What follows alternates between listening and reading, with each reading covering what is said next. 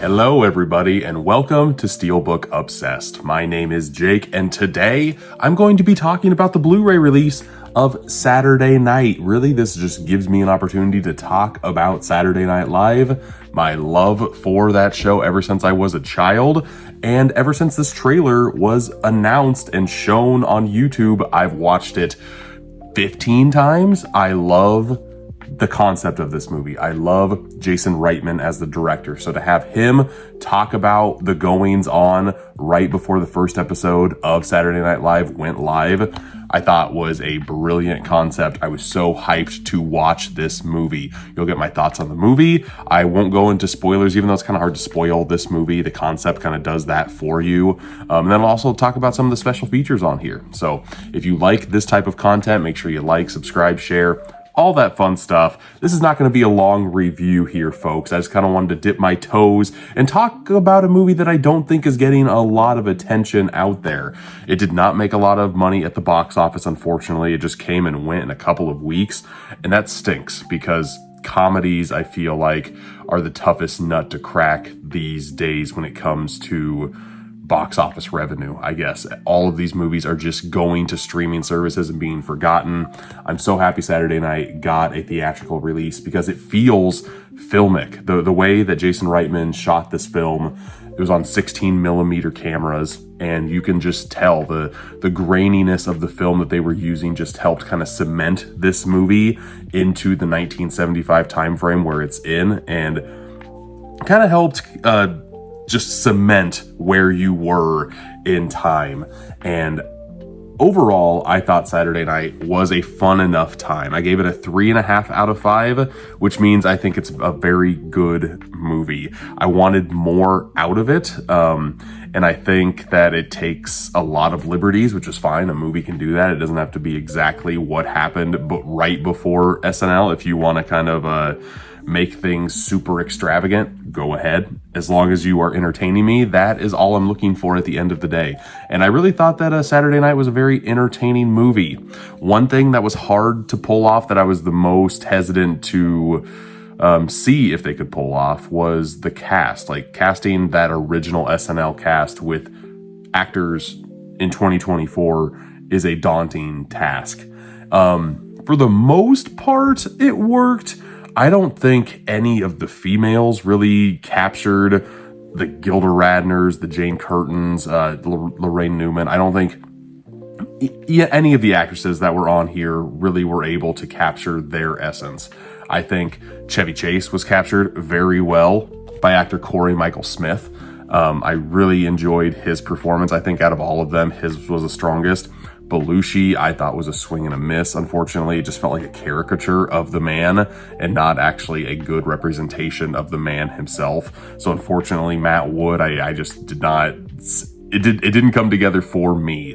Dylan O'Brien is an actor who I do like quite a bit, and I thought him as Dan Aykroyd, he was partially going Dan Aykroyd, but then like taking some liberties as well and just kind of using an accent that I really haven't heard Dan Aykroyd use. But all in all, I thought his performance was great. Lamorne Morris, I thought, was okay as Garrett Morris. He was fine. I don't know. Like I said, all of these are very hard to pull off. Lorne Michaels, I did not think was very Lorne Michaels-y either. I love the actor Gabriel LaBelle. I have seen him in a couple of movies now, and I just want more of him. I want to say he was in Snack Shack, and of course he was also in The Fabelmans. And every time I see him on screen, I get happy because he is a great actor, and I can't wait to see where he goes from here. But just with the amount, just the directors that he's worked with so far, with Jason Reitman and Steven Spielberg, I cannot wait to see what is next for this man. And really, other than that, like, there are some other there's one actor who portrays both Andy Kaufman and Jim Henson, and I thought he did very well with Jim Henson. I thought Andy Kaufman was Andy Kaufman. Andy Kaufman's always weird and unique person, but performance-wise, I thought it was a mixed bag. The concept that I thought was a strong idea, just having all the 90 minutes leading up to the start of SNL be the entire movie, Worked sometimes, didn't work others, felt very like stretched, like you're just going to throw a whole bunch of chaos in here and then it's magically going to come together in the 24th hour. I know that it kind of happens like that to an extent when you're making a live show. Like it's just pure chaos and then you have to go live, so you have to put something out there. And I think this is just doing that to the nth degree, which again is fine, but I didn't think it really worked as well as what I wanted it to. Not to say that the movie is bad. It is not. It's just I think I had very high expectations of this movie. I was wanting it to just swing dingers out of the field all the time during this movie, and it really didn't. But again, I do think that if you're a fan of SNL, it's a fun, fascinating movie to watch. We actually got a movie about SNL. It's not an SNL movie. It's not a Wayne's World or a Blues Brothers or a Coneheads. It's an actual movie about SNL, which I think is fascinating. And I am such a huge nerd when it comes to SNL history that having a fictionalized tale from that organization is just cool to have on the shelf. And speaking of cool, the poster artwork, I absolutely adore the way that this looks. Very of its time, very 1970s, which is amazing here. Here's a shot of the back with a whole bunch of like Polaroid shots here. This is what the main menu looks like as well. I think I have a picture that I can flash up here. Just a whole bunch of these Polaroids of the cast who portrayed the actors. Special features wise, there's not a lot on here, but there is one strong making of. It's very short. It's like 16, 17 minutes. But it helps you appreciate the movie a little bit more. Like at the beginning of the movie, there is a one shot of just, the camera following everybody, like the Goodfellas going into the restaurant type scene, those type of one shots.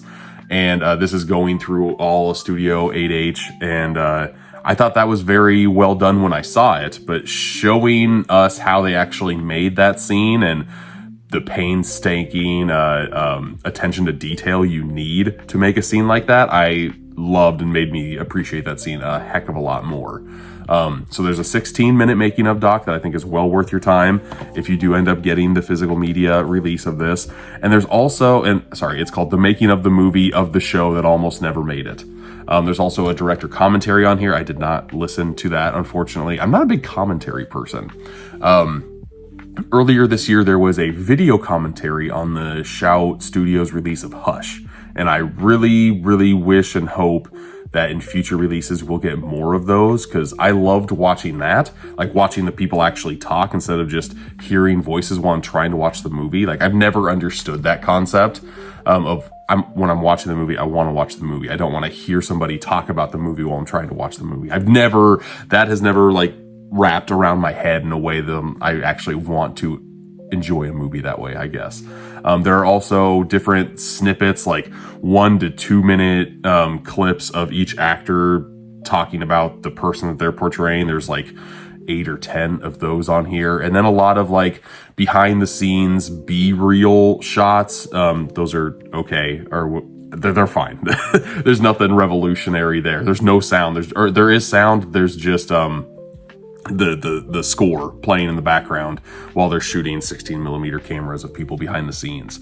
And one thing that I did forget to talk about is the music here, which I thought was very cool. John Batiste does the score here. He's also in the movie as the musical guest on the first episode of Saturday Night.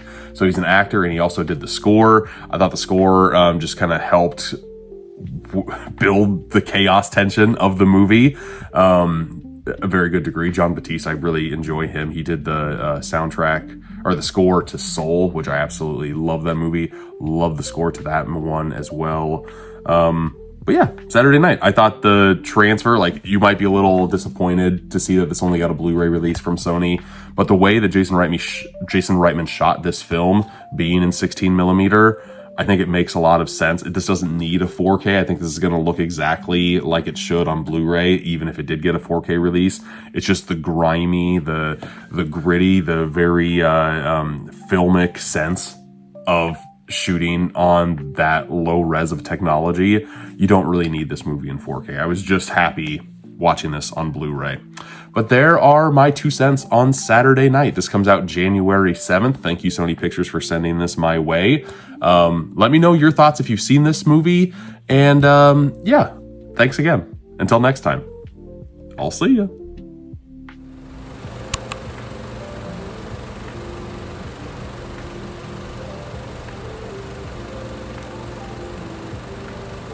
Ladies and gentlemen, Saturday Night!